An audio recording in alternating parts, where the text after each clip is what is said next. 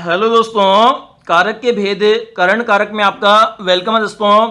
तो आज देखेंगे करण कारक की परिभाषा देखेंगे और कुछ एग्जाम्पल देखेंगे जिससे आपको क्लियर हो जाएगा कि कौन से वाक्य में करण कारक होता है।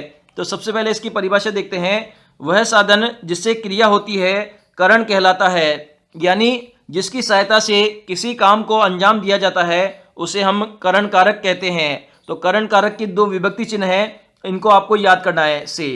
से को आपको याद कर लेना है और के द्वारा एक ही है, के द्वारा और से, इन दोनों को अगर आप याद कर लेते हो, अगर आपको ये वाक्य में दिखाई देते हैं तो वहां पर करण कारक होता है। तो एग्जाम्पल हम देख लेते हैं करण कारक के कुछ उदाहरण। तो वह लड़का ठंड से कांप रहा है, तो यहां पर से विभक्ति चिन्ह आ रहा है, तो यहां पर कौन सा कारक हो जाएगा? करण कारक हो जाएगा।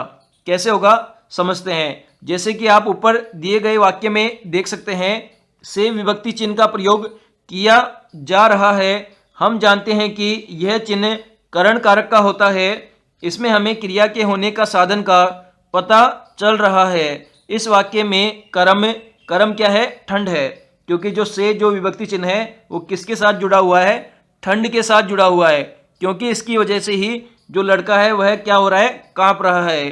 तो इस कारण से ये करण कारक का उदाहरण है। अब और भी कुछ एग्जाम्पल इसके देख लेते हैं।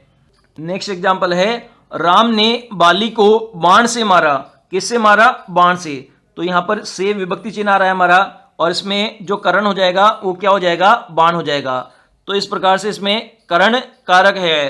तो समझ लेते हैं ऊपर दिए गए वाक्यों में, जैसे कि आप देख पा रहे हैं कि बाली को मारा जाने की क्रिया हो रही है। इस क्रिया में बाण के द्वारा की गई, मतलब बाण क्या है? साधन है जिससे क्रिया हुई है। अतएव वाक्य में से विभक्ति चिन्ह का भी प्रयोग हुआ है। अतएव ये उदाहरण किसका है? करण कारक का है। और बाण क्या हो जाएगा? इसमें बाण हो जाएगा करण। करण क्या हो जाएगा? बाण हो जाएगा, क्योंकि बाण से ही क्रिया को अंजाम दिया जा रहा है मारने का। इसी प्रकार से हम एग्जाम्पल देख सकते हैं। सुनील ने अपनी पत्नी के द्वारा खाना बनवाया। तो यहां पर आप विभक्ति चिन्ह देख सकते हो, के द्वारा। मैंने दो विभक्ति चिन्ह बताए थे आपको करण कारक में, एक तो से बताया था और एक के द्वारा बताया था। तो यहां पर के द्वारा आ रहा है, तो यहां पर करण कारक हो जाएगा। जैसे कि हम समझ लेते हैं, जैसे कि ऊपर दिए गए वाक्य में आप देख सकते हैं, खाना बनाने की क्रिया है, यह पत्नी के द्वारा कराई गई है। किसके द्वारा कराई गई है? पत्नी के द्वारा। तो पत्नी क्या हो गई? इसमें करण हो गई।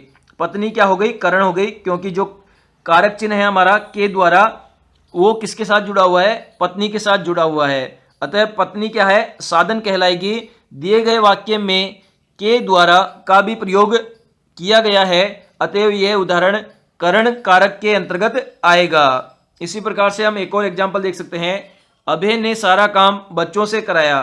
तो यहां पर विभक्ति चिन्ह क्या आ रहा है? से आ रहा है। तो से आप देखते ही डायरेक्ट आप बता दोगे कि इसमें करण कारक है। फिर भी हम समझ लेते हैं। और इसमें बच्चे क्या है? बच्चों क्या है? इसमें बच्चे करण है।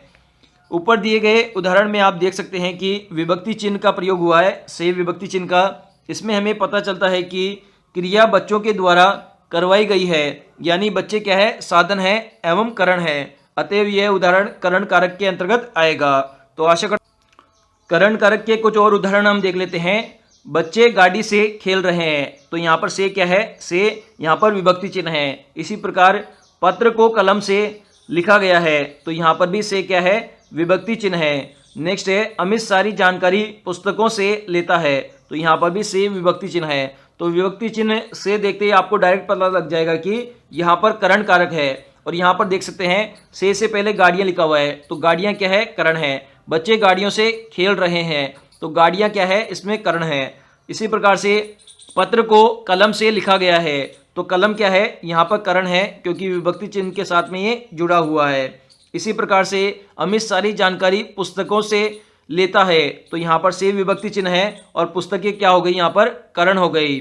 तो ऊपर दिए गए वाक्यों में आप देख सकते हैं कि जो विभक्ति चिन्ह है से, उसका प्रयोग किया गया है। इस चिन्ह से हमें पता चलता है कि क्रिया के होने का साधन क्या है, अर्थात किसके द्वारा काम किया गया है। सभी वाक्यों में क्रिया को अंजाम दे रहा है, इससे पता चल रहा है।